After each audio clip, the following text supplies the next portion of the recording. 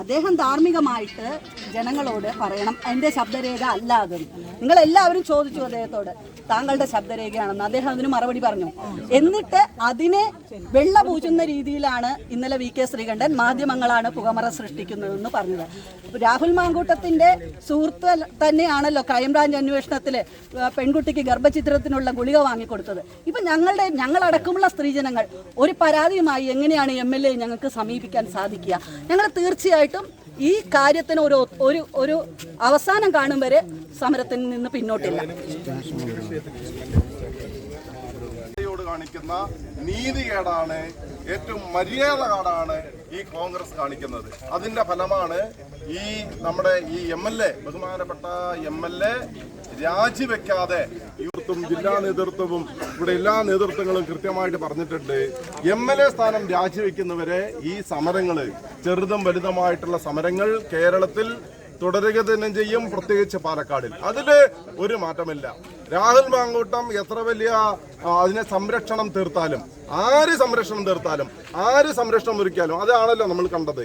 നിയമസഭയിൽ പോയപ്പോൾ ഒരു ചെറുവിരല് പോലും ഇടതുപക്ഷ ജനാധിപത്യ മുന്നണിയോ ഇല്ലെങ്കിൽ കോഴിയെ കൊണ്ട് മറ്റുള്ളതെ കൊണ്ടൊക്കെ സമരം നടത്തിയിട്ടുള്ള ഈ DYFI അതിനെതിരെ പ്രതിഷേധം നടത്തിയിട്ടില്ല. നിയമസഭയിൽ മുമ്പിൽ, സെക്രട്ടേറിയറ്റിന് മുമ്പിൽ എന്ന് പറയുമ്പോൾ നമ്മൾക്ക് വളരെ ആശ്ചര്യം തോന്നുകയാണ്. അതുമാത്രമല്ല, ആ നിയമസഭയിലെ തെരഞ്ഞെടുക്കപ്പെട്ട MLA-മാർ ഈ ഏറ്റവും വലിയ ഈ പീഡനവീരൻ നിയമസഭയിൽ എത്തിയപ്പോൾ അതിനെതിരെ ഒരു ശക്തമായ ഒരു പ്രക്ഷോഭമോ ശക്തമായ ഒരു പ്രതിഷേധമോ അവിടുത്തെ MLA-മാർ, ഇടതുപക്ഷ MLA-മാർ അവിടെ പ്രകടിപ്പിച്ചില്ല എന്ന് പറയുമ്പോൾ ഇത് കൃത്യമായിട്ട് അവര് തമ്മിലുള്ള ഒരു ഒത്തുകളിയാണ് നമുക്ക് കാണാൻ സാധിക്കുന്നത്. ജനതാ പാർട്ടി ശക്തമായ പ്രക്ഷോഭം തുടരും, അതിന് ഒരു സംശയമില്ല. അത് മാത്രമല്ല,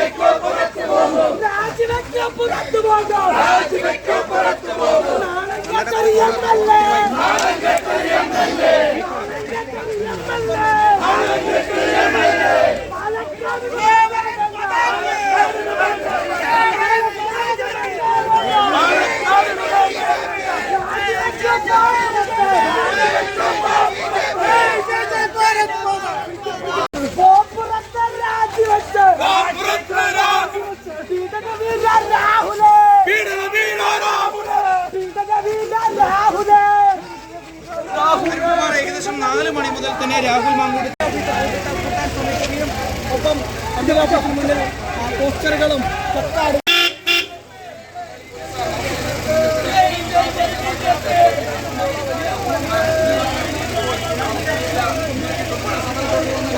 ഞങ്ങളുടെ സമരം തികച്ചും സമാധാനപരമായിട്ടുള്ള സമരമാണ്. ഞങ്ങള് 1 മാസക്കാലമായി തുടരുന്ന സമരമാണ്. ഇന്ന് പ്രത്യേകിച്ച് കാലത്ത് തുടങ്ങിയതല്ല. ഈ MLA പാലക്കാട് കാലുകുത്തുകയാണെങ്കിൽ, ഔദ്യോഗിക പരിപാടിയിൽ പങ്കെടുക്കുകയാണെങ്കിൽ ഭാരതീയ ജനതാ പാർട്ടി തടയുകയാണ്. നിലപാട് തന്നെയാണ്. ഇപ്പോൾ പോലീസ് ബസ് നേരെ ഉണ്ടായിപ്പോയിരുന്നതാണ്. ഇപ്പോൾ BJP പാലക്കാട്ടേക്ക് എത്തിയാൽ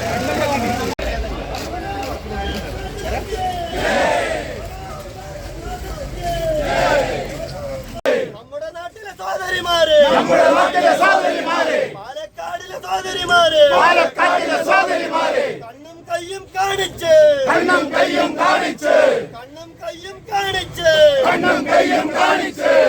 വേണ്ടേ വേണ്ട പാലക്കാടിന് വേണ്ടേ വേണ്ട വാട്സപ്പും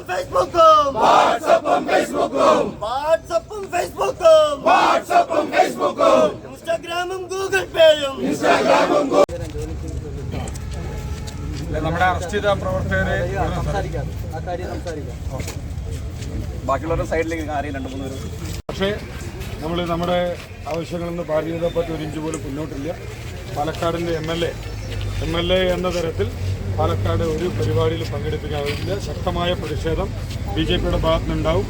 ഇന്ന് നമ്മുടെ അറസ്റ്റ് ചെയ്ത മുഴുവൻ പ്രവർത്തകരെയും വിട്ടയച്ചിട്ടുണ്ട്. സമാധാനപരമായ പ്രതിഷേധത്തിന് നേരെയാണ് പോലീസ് ഇത്തരത്തിൽ അറസ്റ്റ് നീക്കിയിട്ടുള്ളത്. പക്ഷെ വരാനിരിക്കുന്ന ദിവസങ്ങളിലും അതിശക്തമായ രീതിയിൽ പാർട്ടിയുടെ ഭാഗത്തുനിന്ന് ശക്തമായ പ്രതിഷേധങ്ങളുണ്ടാവും. ഇപ്പോൾ നമ്മുടെ പ്രതിഷേധം സ്റ്റേഷൻ ഉപരോധം ഇപ്പോൾ നമ്മൾ തൽക്കാലം ഇവിടെ അവസാനിക്കും.